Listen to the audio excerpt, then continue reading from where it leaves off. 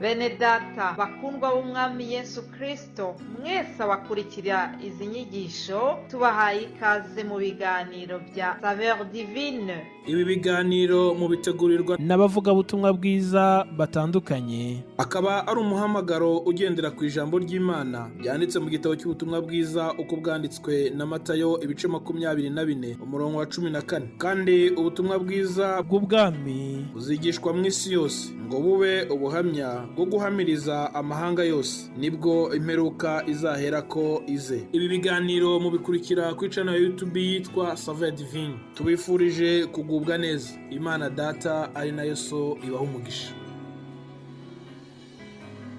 Ndabashuje bene data bakundwa mwese abakurikira ibi biganiro bya Saveur Divine. Amahoro ya Kristo nabane namwe aho muri hose. Imana ishimwe cyane, ndayishimiye kuko iduhaye gutangira iki cyumweru. Ni icyumweru cya nyuma cy'uku kwezi kwa 11. Ni muri iki cyumweru tuzatangira ukwezi kwa 12 guheza uyu mwaka wa 2022. Shimiye Imana cyane kuko ikomeje kuturinda. Shimiye Imana cyane kubw'ibihe byatambutse. Shimiye Imana cyane kubwo ubuzima impaye, kubwo kuba impaye kubavugisha, kubana namwe muri iki gitondo. Ni ukuri n'umugisha, nishimwe rikomeye.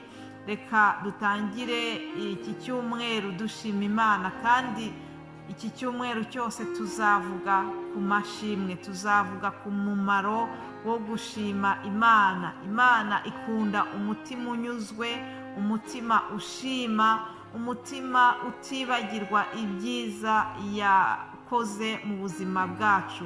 Haleluya.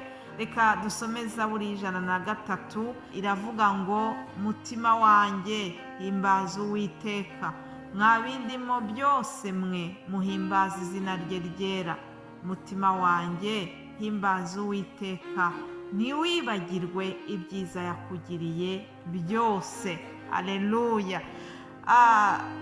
Umwanditsi w'iyi Zaburi ari we Dawidi abwira umutima we ati uramenye ntiwibagirwe ibyiza Imana yakugiriye, ntiwibagirwe yuko Imana yacu ari nziza. Bene data, kamere muntu uko iteye ishaka gutinda ku bintu bibi. Ugasanga iyo uri mu kigeragezo ushobora no kwibagirwa ibyiza Imana yakugiriye. Waba urwaye urembye igihe gito ukibagirwa yuko hari igihe kinini wamaze uri muzima.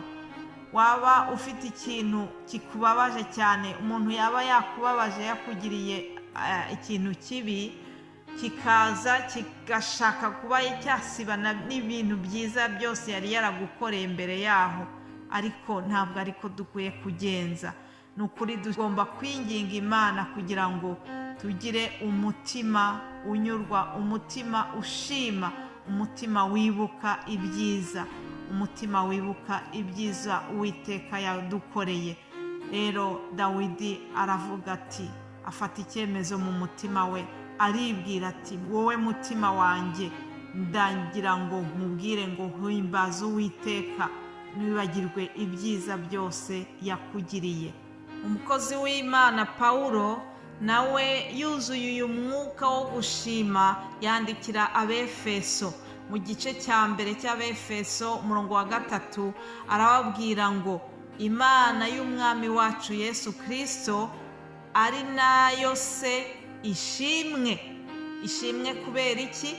Ngo ishimwe kuko yaduhereye muri Kristo imigisha yose y'umwuka yo mu ijuru. Haleluya. Imana y'umwami wacu Yesu Kristo ishimwe kuko yaduhereye Yesu Kristo imigisha yose yo mu ijuru. Muribuka ko mu cyumweru cyashize twababwiye impamvu zatumye Yesu aza muri iyi si. Impamvu rero ryatumye Yesu aza muri iyi si twazivuzeho kenshi, ntabwo mbigarukaho, ariko ndagira ngo dushimire Imana Data wa twese, kuko igihe Yesu yazaga mu iyi si ngo Imana yamushyizemo imigisha yose yo mu buryo bw'umwuka, hanyuma iramutwoherereza turashimira Imana rero kubwo umugisha tubonera muri Yesu Kristo. Imana yacu nishimwe kubw'impano ikomeye yaduhaye. Ndashimira Imana kubw'impano y'umwana wayo yatwoherereje. Ndashimira Imana kubw'umugisha wo kunyurwa n'ijambo ry'Imana. Ndashimira Imana kubw'umugisha wo gukunda no kubana n'Imana mu buryo bw'amasengesho. Iyo ni impano ikomeye. Ndashimira Imana kubw'impano y'umwuka wera yatwoherereje. Uwo mwuka wera yaje azanye imbuto z'umwuka. Hari imbuto zituruka ku mwuka wera: ukunezerwa, urukundo. Ziriya mbuto 9 zose tubona mu Bagalatiya, izo zose ndazishimira Imana. Imana ishimwe kubw'umwuka wera n'ibijyanye nawo byose. Ibyo byose yarabiduhaye. Ni ukuri ndashima Imana kubwa byose. Bakundwa mwese mukurikira bino biganiro, nubwo tubona yuko turi mu gihe gikomeye, iminsi ya nyuma y'iminsi y'imperuka izanye n'ibihe bikomeye, izanye n'ibintu bibi binyuranye, izanye na crise économique na crise sanitaire. Ibyinshi byagiye bitambuka muri iyi myaka 3 yashize, byagiye biduhungabanya. Ariko nubwo bimeze bityo, umukristo ujya mu ijuru, umukristo wasobanukiwe yuko Imana imushakaho guhora ashima, afite inshingano yo guhora mu mashimwe uko byagenda kose. Afite inshingano yo gushima Imana. Nanone umukozi w'Imana Pawulo arongera ahugura Abefeso mu bijyanye no gushima Imana. Mu gice cya 5 arababwira ngo mujye mushima Imana Data wa twese kubw'ibintu byose, mubiyishimira mu izina ry'umwami wacu Yesu Kristo. Aleluya! Mujye mushima Imana Data wa twese kubw'ibintu byose, muyishimira mu izina ry'umwami wacu Yesu Kristo. Ngiyo devoir à domicile y'umukristo wese. Umukristo wese wemera, umukristo wese ujya mu ijuru afite inshingano yo gushima Imana muri byose.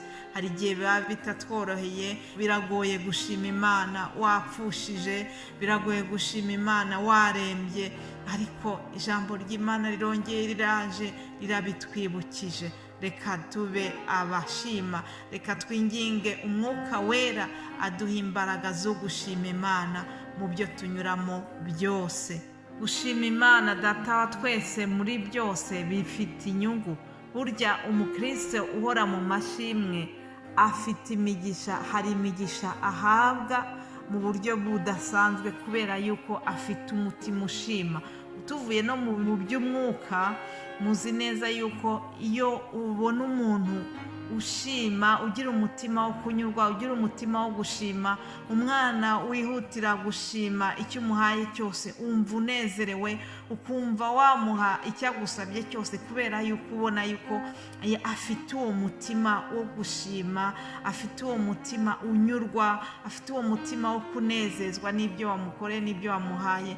Rero no mu buzima busanzwe rwose, iyo inshuti yawe ubona yuko inezezwa, yishimira ibyo wayihaye ikanabishima, bigutera ingufu, bikongerera ibyishimo byo guhora umuha icyo ikintu yifuza, icyagusabye, kuko uba uvuga ati omwe ubyibura uyu muntu cyangwa se uyu mwana, nezezwa nuko agira umutima ushima, nezezwa nuko agira umutima unyurwa. Imana yacu rero nayo yishimira abana bayo, bayishima ku byo yakoze, ku byo yabagiriye, ku byo bamaze kubona, ndetse no ku bizaza, ibyo batarabona. Ndashaka kurangiza iyi mesaje nshimira Imana kubw'umugambi mwiza ifite ku buzima bwacu. Yeremiya 29:11, Imana iratubwira ngo erega nzi ibyo nibwira nzabagirira, ni amahoro si ibibi, kugira ngo mbareme umutima w'ibyo muzabona hanyuma, niko Uwiteka avuga.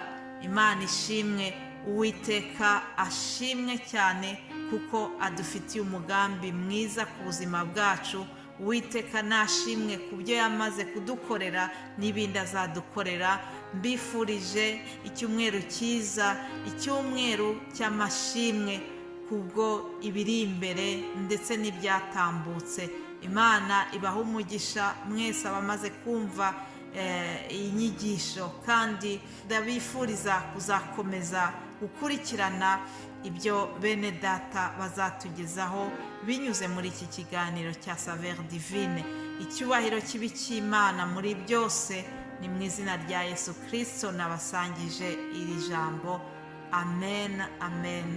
Umunsi mwiza kuri mwese, mukomeze kuba mu mashimwe mushimira Imana ku byo yakoze n'ibyo izakora. Amen, amen. Yesu Kristo nashimwe. Imana ibaha umugisha.